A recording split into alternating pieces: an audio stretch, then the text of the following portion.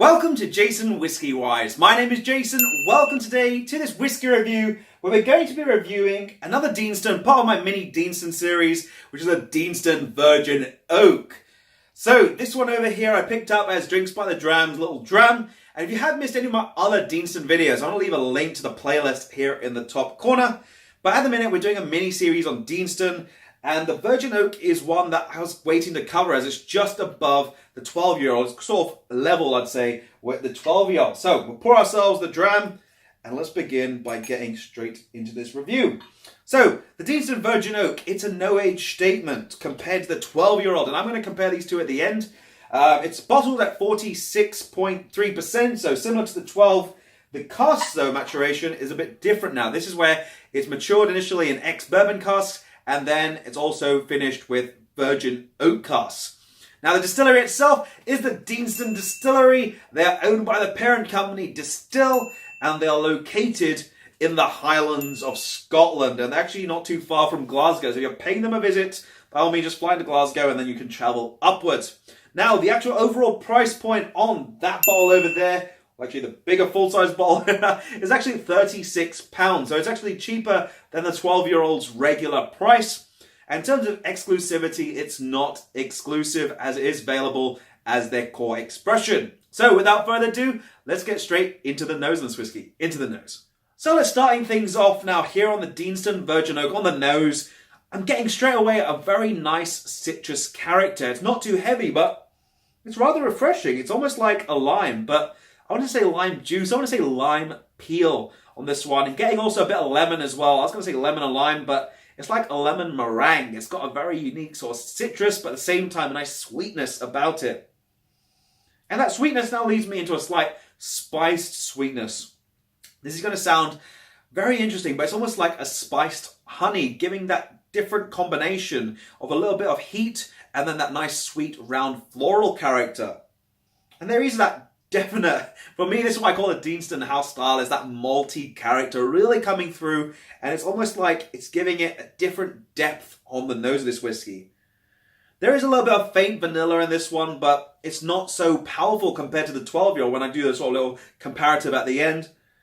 And there is a little bit of a nice aromatic, sort of polished oak, so to speak. So it's got a little bit of this slight oaky character, but it's more of like, it reminds me of if you polished table, you can smell that sort of polished oak character. That's about it for the nose. Let's get straight into the palate next. Slanger. Working our way into the palate for this whiskey, I'm getting quite a lot of heat, a lot of spice, which I really didn't anticipate because it's the exact same ABV as a 12, but a lot of allspice, a lot of white pepper, candied ginger, a little bit of gentle vanilla is still seeping its way through, but it's not anywhere near as sort of creamy like the 12-year-old was. It does have this almost like that toffee apple style still in there on the palate. But again, it just keeps hitting me with these spices, and it's something I really just didn't anticipate on this one on the palate.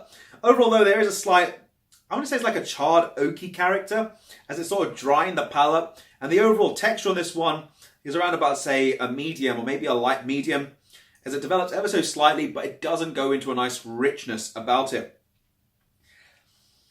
Ooh, this has got mixed feelings about this one. Let's get into the finish and we'll come to our conclusion on this one. So, overall opinions on the finish for this whiskey. This is one that's given me mixed feelings, actually. The finish for this one's got this like vanilla sponge cake, but then it's still got these spices, that candied ginger that really holds itself out quite well. I was even going to say it's got a slight pine wood, sort of like pine needle character about it, where you've got that freshness, but it's very interesting. I don't know, the palate's really thrown a curveball towards me on this one. So giving it my rating, I'm going to give it this one. I'm giving it an 83 out of 100.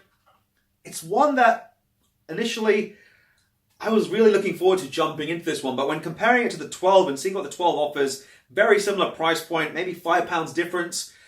For me, this one feels a lot more hotter on the actual palate, but in terms of on the nose of this whiskey, it's got a lot more citrusy characters. So the nose is actually much more welcoming for me, but the palate I felt was a bit more hotter.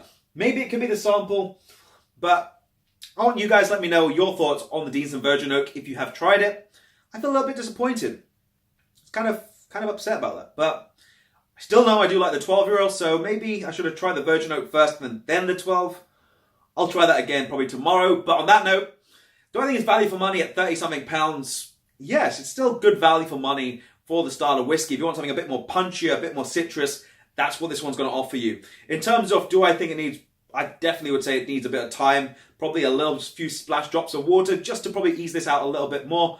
Then it'll give me the character that I'm looking for. But at the minute, I feel it's a bit too hot for my liking, thus 83 out of 100. But let me know your thoughts again, guys, down below in the comment section. And let me know if it's one of your favorites. But on that note, I'm going to leave a video there. If you have enjoyed, drop it a thumbs up. Be sure to hit the subscribe button. I'll leave some other Deanston videos here on the screen. It's been me, JasonWhiskyWise, and I'll catch you for the next video. Slàinte.